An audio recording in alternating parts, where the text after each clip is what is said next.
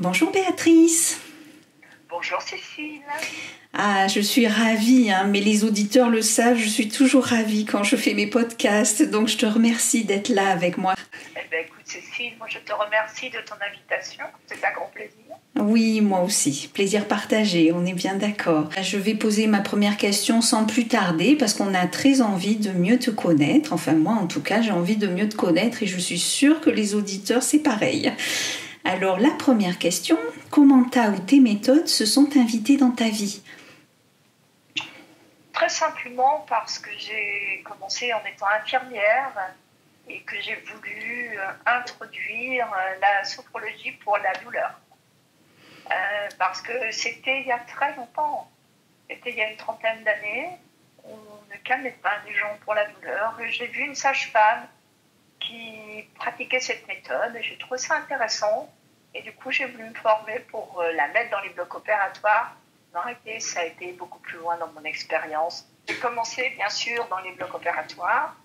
C'était dans les années fin 80, la fin des années 80.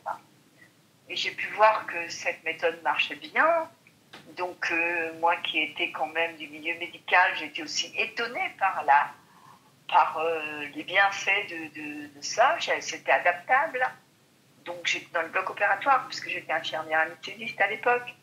Et puis, avec le personnel aussi, j'ai mis ça en place d'une manière évolutive.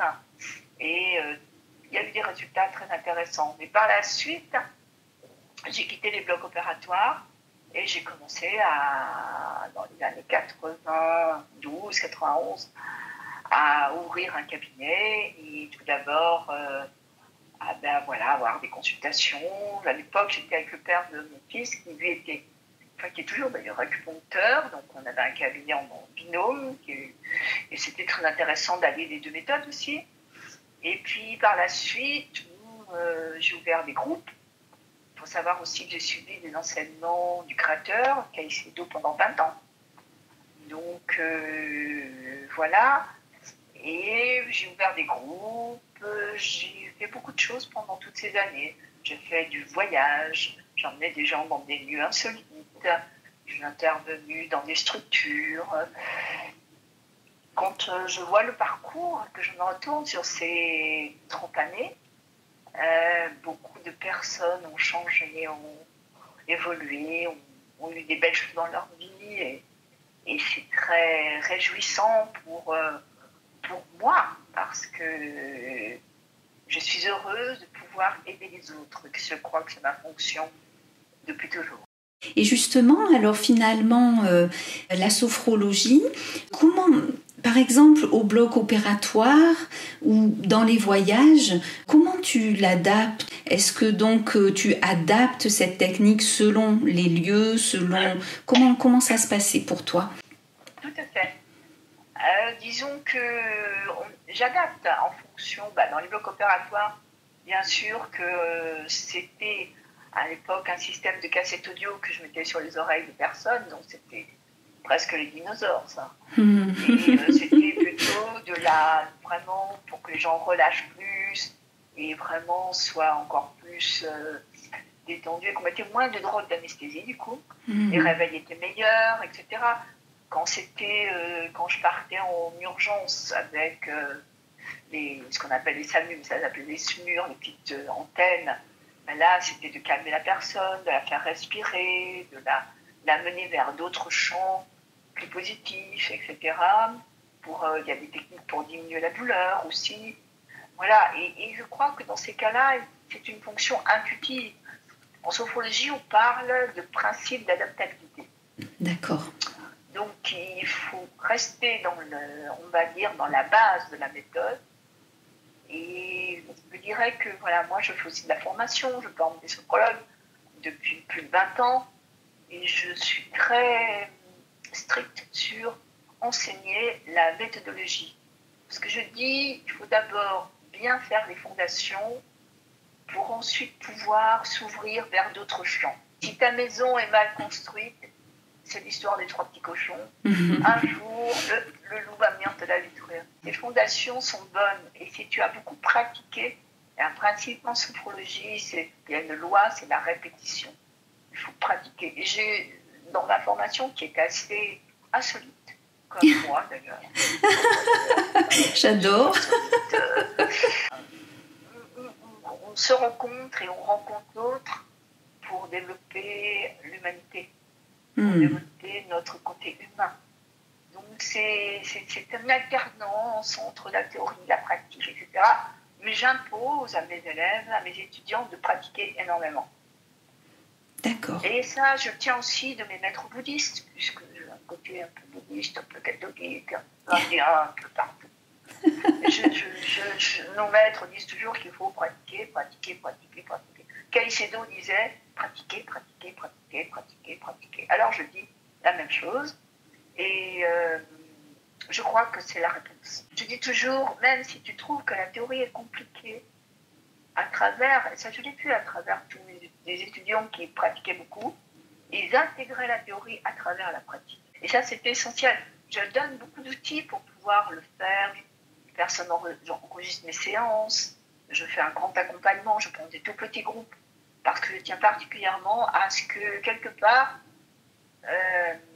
de ce que je suis et de ce qu'est la sophrologie, c'est comme une espèce de pyramide. Et je suis très heureuse quand je vois mes étudiants qui s'installent, qui après mettent aussi leur personnalité. Je leur dis, ça on ne pourrait pas être comme moi, c'est impossible, parce que je suis, comme je t'ai dit, insolite. Donc, depuis l'enfance, je suis quelqu'un de différent. Et ça, ça a été très dur à accepter, d'être différent. Tu vois, quand j'étais enfant, je voyais des gens et je pensais que je venais d'une autre planète. Mais c'est pas faux, je crois. Et donc, si tu veux, je suis contente quand je vois mes élèves qui s'installent, qui mettent des choses en place. Je donne tous les outils aussi que j'utilise en consultation de cabinet, parce que comme j'ai la formation, mais aussi je consulte. Donc j'utilise des outils et je donne des exemples, etc. Donc c'est toujours très vivant. Il vient d'une formation d'infirmière où on est dans la pratique. Et c'est ça qui est intéressant. Mais comme je dis, chaque formation trouve que la formation qu'elle est en train de faire, le groupe dans lequel elle est, c'est le meilleur. C'est chaque fois la même chose, n'est-ce pas? C'est sûr. C'est toujours formidable aussi. C'est toujours le meilleur groupe. C'est ça qui ce groupe est toujours le dernier, toujours le meilleur des meilleurs. Donc chaque groupe a un nom. Par exemple, les dernières s'appellent les merveilleux, ceux d'avant les rayonnants. Chaque formation porte un nom qu'il choisit dans le premier séminaire. Et à partir de là, ça les porte pendant toute leur formation. Voilà. Magnifique. Et est-ce que tu peux me dire, en fait, pourquoi les gens, ils viennent par exemple te consulter en cabinet? C'est quoi, on va dire, la plus grande source de douleur, hein, entre guillemets, comme disait... Alors, il y a beaucoup les troubles du sommeil. D'accord. C'est beaucoup les troubles du sommeil, préparer parfois des examens, des concours. C'est par cycle, hein. Il y a peut-être des années en arrière, j'avais des groupes de femmes enceintes. Et après, elles revenaient pour faire le massage central avec le bébé. Et après, il y a des passages où c'est par exemple la confiance en soi. Je ne suis pas bien dans mon couple. Je ne suis pas bien dans mon travail. Voilà, il y a toujours un malaise parfois du quotidien. La sophro, au départ, c'est arrivé progressivement à aller bien dans ta vie de tous les jours. D'accord. Ça, c'est vraiment le but, hein, on va dire, aller bien dans sa vie de tous les jours. Parce que, comme dirait Rinpoche, tu peux pratiquer des tas de mantras.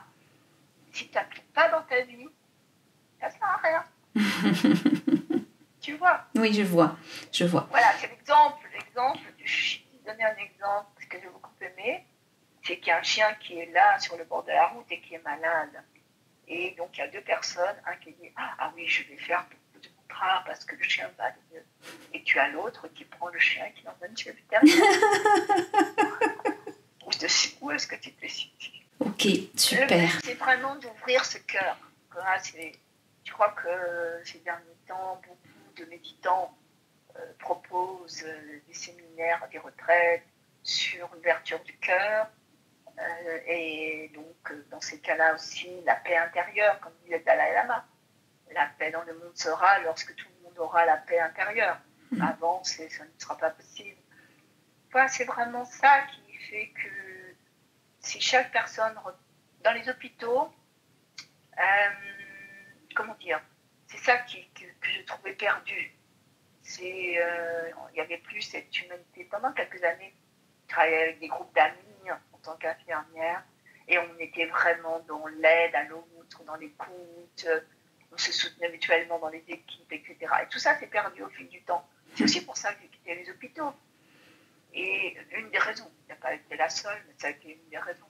Et parce que le but, c'est d'ouvrir notre cœur, mais ça veut pas dire, ça veut tout dire et ça veut rien dire. Alors, si quelque part, quand tu es avec l'autre et tu ressens cette énergie au niveau de ton thorax et que tu sens qu'il y a du bien qui passe, c'est un peu gagné. Tout à fait. Et la sophrologie est vraiment un moyen d'y arriver. Disons que l'avantage de cette méthode qui a été mise au point par Caicedo, c'est issue de méthode orientale et occidentale, c'est faire phénomène. Tu vas faire phénomène avec toi. Et c'est basé sur des techniques qui sont simples d'investigation, puisqu'il a quand même été beaucoup en Orient pour extraire des techniques, des méthodes. Et c'est adapté à nous, personnes occidentales, qui sommes beaucoup dans notre mental et beaucoup dans notre émotionnel. Donc, c'est de réduire le mental, non, à relever là-haut que ça. Et pourquoi et comment et qu'est-ce, et surtout de réduire l'émotionnel. Et tu as des exercices qui sont très simples d'investigation, basés avec de la respiration, et qui vont te permettre progressivement, par la répétition, comme je dis toujours, quand ça va bien, pratique. Et à partir de là, c'est comme une banque. Tu vas faire du capital, avoir des intérêts. Et quand ça ira moins bien, tu te serviras que de tes intérêts. Et on peut faire des exercices dans la journée. Il y a toujours des toilettes quelque part pour pouvoir faire 1 ou 2 exercices qui est déjà intégré au niveau du corps et du mental pour réduire. La vie n'est pas un long fleuve tranquille. C'est pas parce que tu fais sophro que tu vas être un être en évolution permanente. Non, la vie va t'envoyer des expériences. C'est normal, ça. L'univers est bien fait, tu sais. Je crois que tu aussi, tu connais ça. Tout à fait. Moi aussi, comme je dis toujours, je ne prenais pas exemple parce que je vois aussi mes expériences personnelles. Bien sûr. Bien sûr. Très bien. Et justement, alors les exercices, ils peuvent être très courts en fait, puisque tu dis on peut s'isoler. Combien de temps tu dirais sur un exercice court Alors, tu vois, il y a un exercice que j'ai baptisé le je m'en fous, je m'en fous. C'est un des fétiches, n'est-ce pas? Alors, il faut l'avoir pratiqué avant. Donc, tu inspires, tu retiens l'air et tu montes, tu descends tes épaules sans respirer. Et dans la tête, tu répètes je m'en fous, je m'en fous, je m'en fous. Et tu souffles fort. Tu vois? 3 fois. Mais il faut toujours mettre un temps.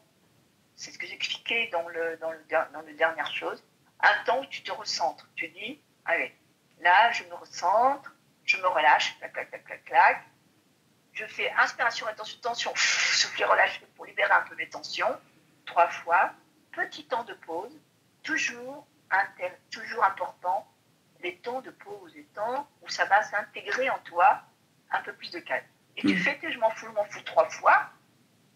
Et après, petit temps de pause. Et ensuite, tu bouges un peu et tu repars. Tout ça dans les toilettes. Ça peut te durer 3 minutes, 4 minutes, même pas. Quand tu veux, le corps a imprimé, il n'est pas fou le corps. Hein. Le corps mental, ils sont pas idiots. Hein. Quand ils ont imprimé que cet exercice, ça fait du bien, que ça va permettre le calme, ça va permettre de réduire l'émotionnel, il a intégré. Donc à partir de là, quand tu le refais, tout de suite, ça va se mettre en route. Très bien. Et ça peut être aussi des mots que tu vas te choisir le matin quand tu te lèves, plutôt que de te dire ah là là, mon patron, ouais, puis alors la vampine, elle va pas aller et tout ça. Elle choisit des mots positifs. branche-toi sur le petit truc positif de ta journée et répète-le dans ta voiture, puisqu'ici tout le monde circule en voiture, hein, on a toujours des bouchons. Plutôt que de t'énerver et tout ça, tu répètes. Tu répètes, voilà, qu'est-ce que j'ai besoin aujourd'hui? Dites-moi ce que j'ai besoin. Bon, j'ai besoin de courage, de motivation. Je vais mettre ma belle bulle de lumière autour de moi. Et à partir de là, je vais confronter ce que j'ai à confronter, mais face à celui qui va être agressif avec toi, tu peux aussi mettre ton endroit ressource devant, entre toi et l'autre. Et à partir de là, tout ce qui va dire le temps que là, c'est pour lui, cause toujours. Mais ça ne m'atteint pas. Merci Béatrice pour ces petits conseils-là, très pratiques, très pratico-pratiques. Parfait, c'est parfait. Toujours, je dis, avant de rentrer chez toi, tu peux t'arrêter ou tu peux essayer de faire quelques respirations profondes, quelques inspire, retiens, serre, souffle, relâche et quelques petits exercices qu'on peut proposer, surtout dans cette fameuse relaxation, on appelle ça relaxation dynamique, puisque c'est en mouvement, arrêt. Tu sais, c'est comme une soupe, hein. Si tu n'arrêtes pas de la tourner, il n'y a jamais rien qui descend. Bon. Voilà, et arrête-toi, pratique 5 minutes avant de rentrer chez toi. Sinon, tu ramènes tes poubelles chez toi. Ou alors, quand tu rentres chez toi, déjà quitte tes habits, déshabille-toi, prends ta douche, fais ta douche de lumière, respire, nettoie ta journée, et après, remets tes autres habits pour passer ta soirée avec ta famille. Il y a beaucoup d'adaptabilité, mais avant, il faut pratiquer un peu la méthode pour que les choses se mettent en place. Oui, pour intégrer, tout simplement. Pour intégrer, comme tu dis très justement. Très bien. Et après, c'est une pensée qui va être différente, puisque chez nous, c'est le principe d'action positive. Donc, c'est pas la méthode Coué, du tout. C'est pas de l'hypnose, du tout. C'est ton contenu personnel. C'est avec ce que tu es toi à l'intérieur. Ce que tu es, ce que tu ressens, ce que tu penses, ce que tu vis, ce que tu as vécu et ce que tu veux vivre. Parce que nous avons des techniques où on va aller chercher le passé positif, plutôt aller chercher les cailloux, on va aller chercher les plumes. Et puis, on va aussi se projeter dans un futur, mais bien sûr adapté à ce qu'on est. On ne sera pas, on sait toutes les deux, Brigitte Bardot à 20 ans.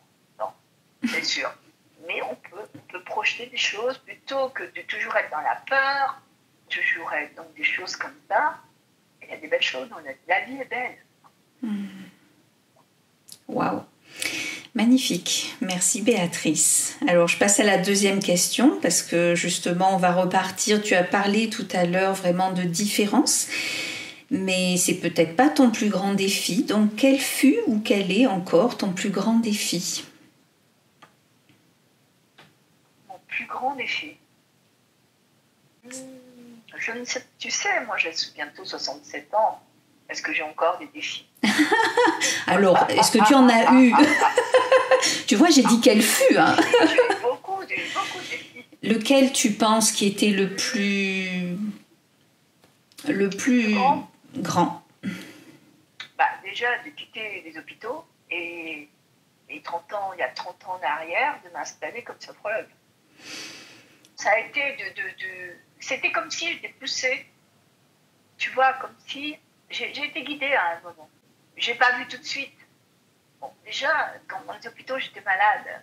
J'ai un problème pulmonaire, hein, donc je fais respirer les autres parce que moi j'ai un problème pulmonaire. C'est très intéressant à voir. Mais voilà, quelque part, j'ai rencontré le père de mon fils. Je pensais pas partir comme ça. J'avais un statut très reconnu où je travaillais. J'avais une facilité dans le travail, je travaillais 6 jours par mois, donc tu vois. Donc mon défi, ça a été, je gagnais bien ma vie, j'étais reconnue, tu vois, je suis repartie en inconnu. Tu vois? Oui, je suis arrivée à Antibes, j'avais mon fils, j'étais enceinte, tout ça. Après j'ai mon fils, mais c'est comme s'il y avait quelque chose qui me poussait. Et je ne peux pas te dire, c'était comme ça. Et petit à petit, ça a été compliqué. Parce que quand tu parles de sophrologie, les gens ne savaient pas ce que c'était. Quand tu passais pour l'illuminé de service. Donc j'étais protégée à l'hôpital avec mes trucs, des petites sophros, tout ça, ça allait bien, tu vois. Mais là, c'était se lancer dans le vide. Je comprends. Mon père disait que c'était... Ma famille était contre. Il y avait aussi un enjeu financier parce que tu repars de zéro. Oui. Tu vois, et j'allais aussi aux enseignements de caissier d'eau 2 fois par an. Ça avait un coût, c'était de l'énergie, c'était beaucoup de choses. La première fois que je suis retournée, mon fils avait 3 semaines. La deuxième fois que je suis retournée, la première fois j'étais enceinte. C'est comme un appel. Et pourtant, Dieu sait que là-bas, c'était pas toujours. Il y avait beaucoup de guerres de clochers, c'était pas le truc qui pourrait te dire c'est super génial, tu vois. Oui. Et malgré tout, je sentais qu'il fallait que je fasse ça. C'était vraiment une telle différence entre ta vie d'avant et ta vie d'après. Ça a été vraiment le... Oui, d'accord, je comprends. Tu vois, j'habitais à la montagne, je suis partie à la mer. Oui. Tu vois, bon, voilà. Oui. J'étais très libre, très indépendante. Je me suis retrouvée avec un conjoint et 3 enfants. Oui, je vois.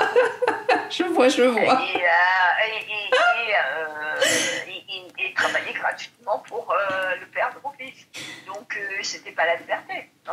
Après, j'ai commencé toujours mes problèmes de santé. Et là, j'ai repris ma liberté. Ça a été mon deuxième défi. Des défis, j'en ai eu toute ma vie, de toute façon. Donc, voilà. Et là, je suis recommencée encore une fois à zéro.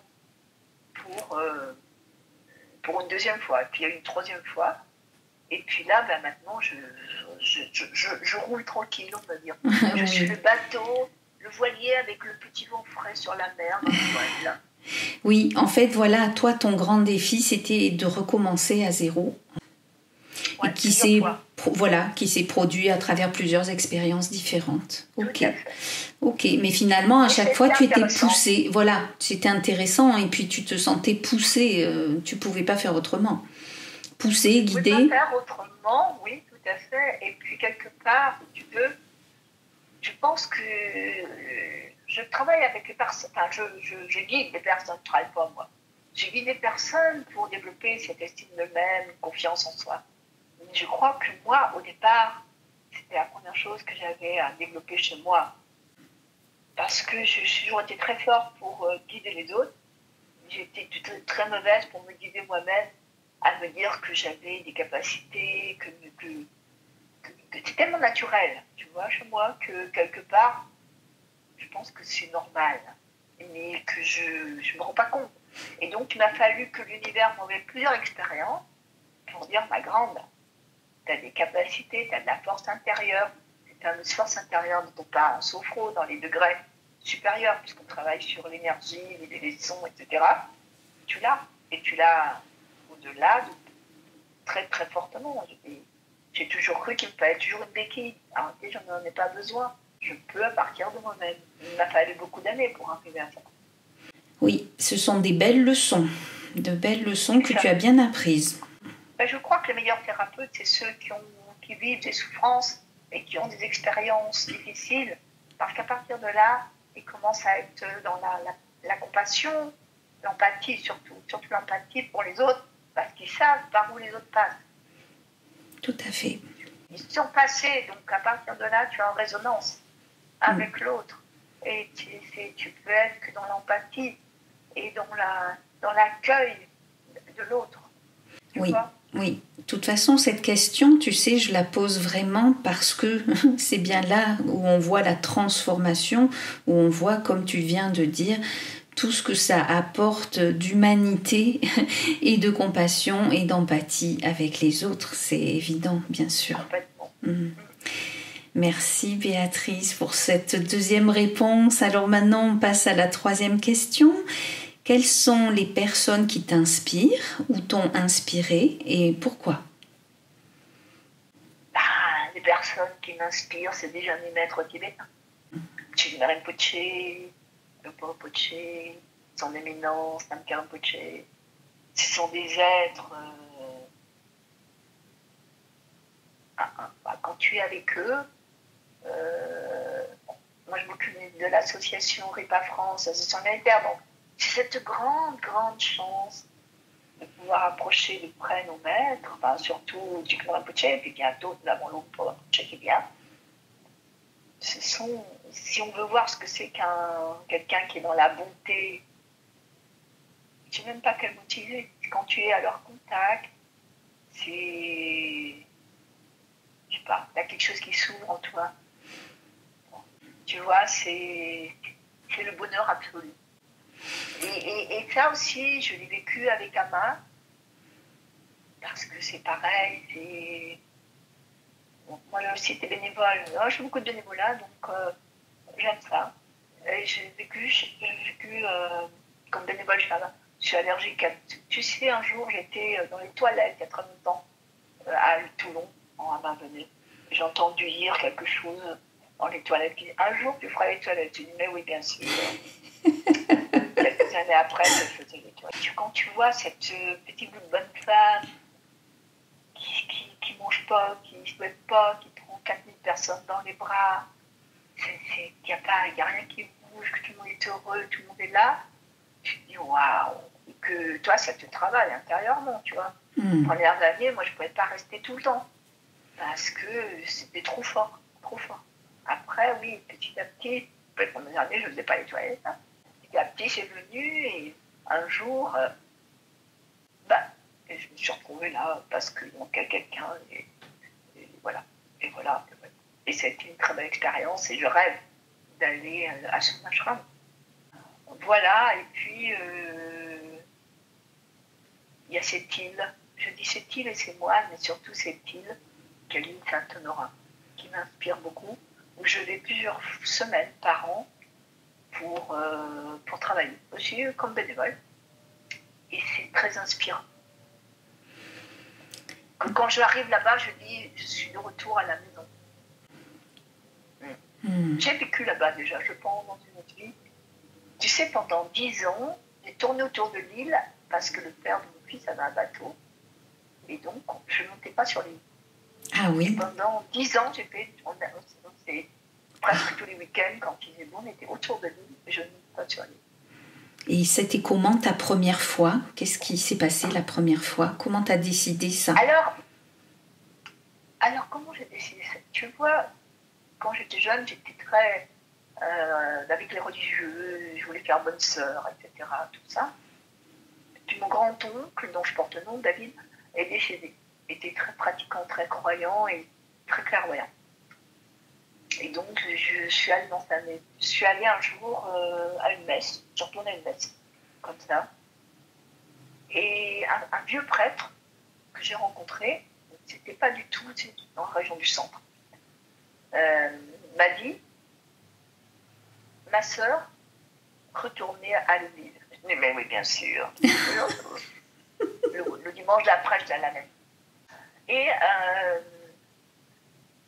voilà. Et puis, je suis allée comme ça. Je ne sais pas comment, un jour, j'ai pris le bateau, je suis allée à la messe. Et j'ai commencé à aller là-bas assez régulièrement, etc. Et puis, c'est en 2004. J'ai fait une première petite retraite à Noël avec une fille que je connaissais. Pendant les 3 jours où j'étais là-bas, j'étais en ébullition.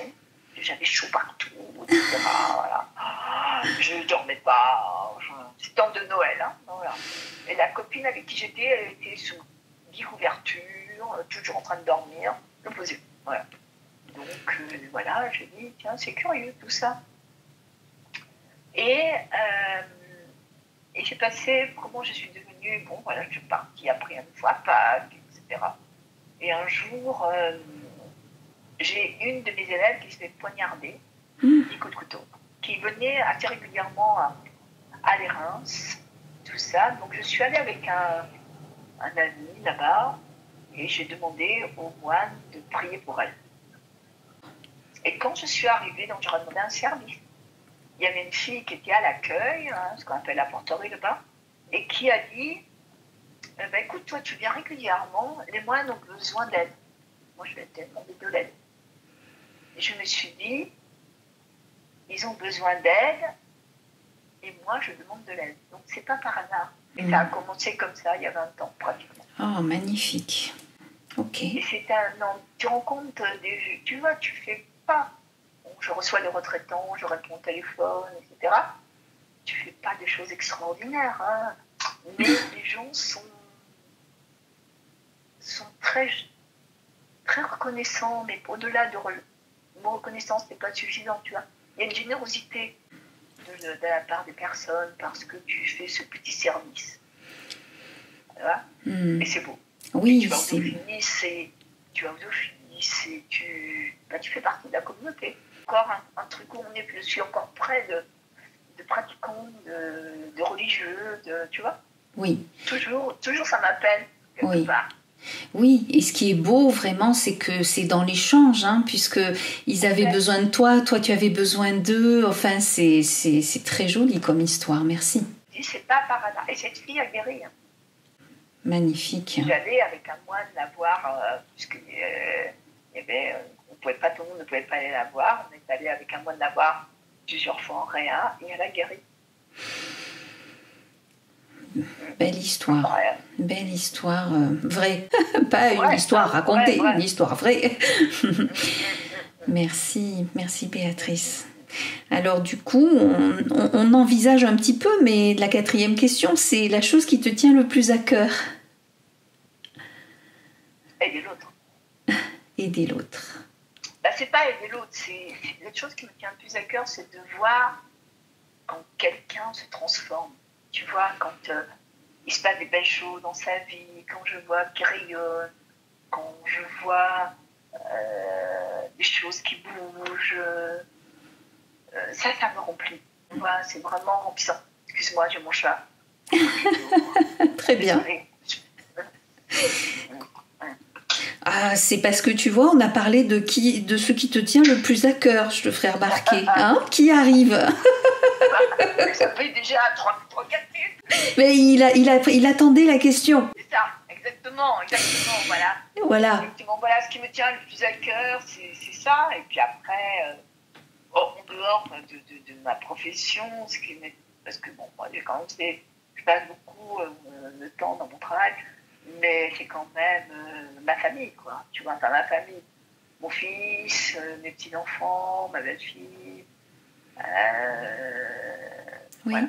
C'est peut-être ça qui... Peut-être parce que personnellement, j'ai pas eu cette famille quand j'étais enfant, tu vois, pas vraiment. Enfin, mes parents n'étaient pas beaucoup là, et voilà. Donc peut-être que ça, oui. C'est peut-être pour ça que, si tu veux, j'ai voulu essayer de créer une famille en me mariant, enfin, tout comme il faut, tout bien, mais non, ça ne me correspondait pas. Je pense que ma famille, elle est avec, voilà, mon fils, ma belle-fille, enfin, mes petits-enfants, mais ma famille est beaucoup plus élargie, tu vois. J'entends bien. Avec tous les gens que je rencontre. Et après, il a fallu que j'apprenne à... J'ai rencontré beaucoup de monde dans ma vie, tu vois, et à un moment, les gens partent, s'éloignent. Donc, c'est apprendre à donner sans attendre de retour. Et ça c'est un sacré parcours. C'est un défi, tiens, voilà un défi que je te redonne encore. Parce que des fois, c'est douloureux, tu vois. Oui. Hein, c'est douloureux. Quand tu donnes beaucoup à tes élèves, tu donnes beaucoup à tes clients, et puis un jour, ils sont bons. Oui. Alors, ça peut beaucoup travailler cette dépendance affective, tu vois, que moi, je pensais que j'en avais pas, hein, il y a 20 ans en arrière. Et un jour, je me suis rendu compte que j'en avais une grande. Ah, on se surprend soi-même, hein, vraiment. Oh là, le jour où ça te revient au moment où tu crois que tu sais, c'est l'élastique. Une grande amoureuse de la vie des gens. Et c'est vrai que parfois, des fois, ça peut être douloureux, tu vois.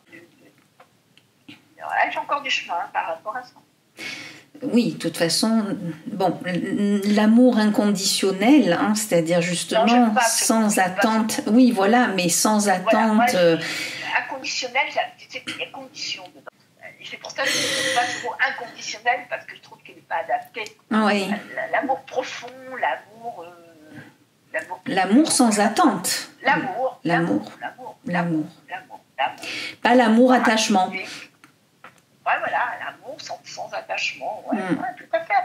Mais ça, je crois que c'est bon pour nos maîtres, mais pour nous, j'y crois pas trop. Oui. Tu vois, enfin, oui, on progresse. Enfin, moi, je parle de moi. Je parle de moi ici. Je progresse, mais je reconnais que je suis toujours une amoureuse. Eh ben, enfin, franchement, c'est un très joli mot. On va le garder, on va le garder.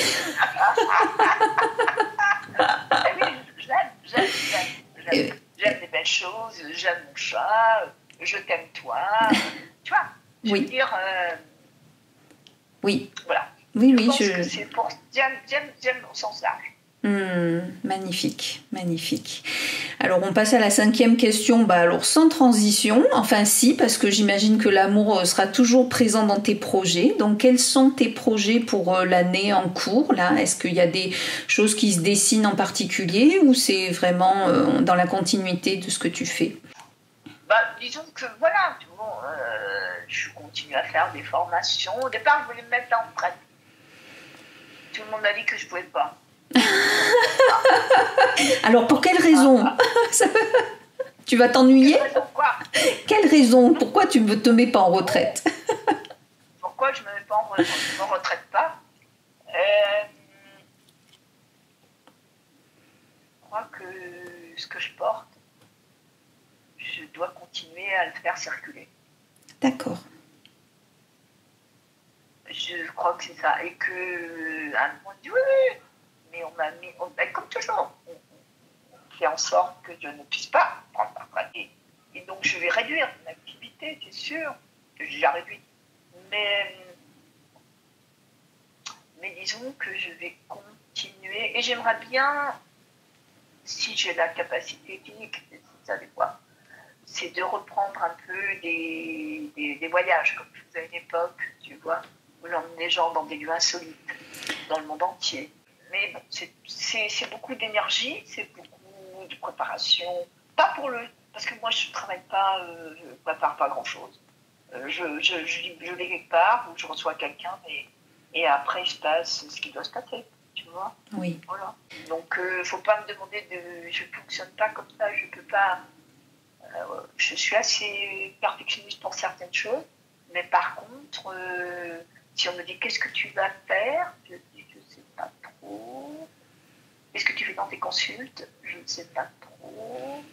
Qu'est-ce que tu vas faire sur ta chaîne YouTube quand tu vas faire un truc, je ne sais pas trop. Voilà. Donc, mais par contre, quand j'y suis, je sais. Ok, il y a peut-être quelque chose dont on n'a pas parlé. Tu m'as pas dit que tu fais des groupes de méditation le samedi matin ou je me trompe ou... Non, je fais des formations. Ah d'accord, ça fait partie. D'accord. Parce que j'ai suivi une formation avec Jim Rinpoche, j'ai eu cette grand honneur.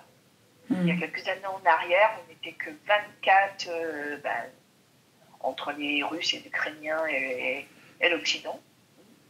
On a été choisi par son éminence en divination pour recevoir les premiers renseignements de méditation donnés par Jim Rinpoche. Donc j'avais monté un groupe à un temps. C'est là que je me suis rendu compte que les personnes qui pratiquaient la sophrologie arrivaient plus facilement à faire des pratiques de méditation, et que ceux qui ne pratiquaient pas la sophrologie, mais qui pratiquaient ou ne pratiquaient pas, c'était très compliqué pour eux. Tu vois. Donc c'est là que tu vois la différence. Parce qu'avec la sophro, quand tu continues après sur les degrés supérieurs, c'est quand même une évolution de la conscience. Au départ, avec un sujet, tu peux faire des choses pour ton quotidien, etc. Mais si tu vas plus loin, tu vas ouvrir des champs de conscience plus évolués, un peu comme dans les méditations, dans toutes ces pratiques. Et ça va très loin. Oui, la sophrologie. La conscience illimitée. La sophrologie, c'est quand même le dévoilement de la conscience. La définition. Et découvrir les valeurs existentielles de l'être. Donc c'est vraiment te connecter à l'être profond.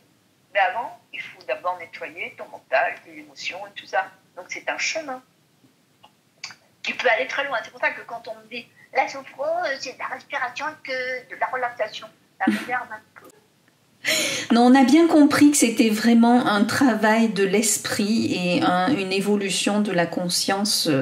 C'est pas un travail, c'est une pratique. Et je n'ai jamais, il ne faut pas mettre le mot travail, parce que travail c'est dur. Mon travail, c'est dur. Non, c'est une pratique, c'est une évolution, c'est un chemin, tu vois. Oui. Je suis un peu, avec les mots, je suis un peu... Oui, mais ce que je voulais dire, c'est que vraiment, c'est l'esprit, c'est l'esprit, la matière, c'est l'esprit, la conscience, c'est ça que je voulais dire. Et donc cette matière-là, on la modèle, on la découvre, on l'approfondit, voilà. Je ne parlerai plus du mot qui commence par T et qui finit par L. Inconditionnel, comme inconditionnel. Oui, pas le mot qui commence par I et qui finit par L non plus.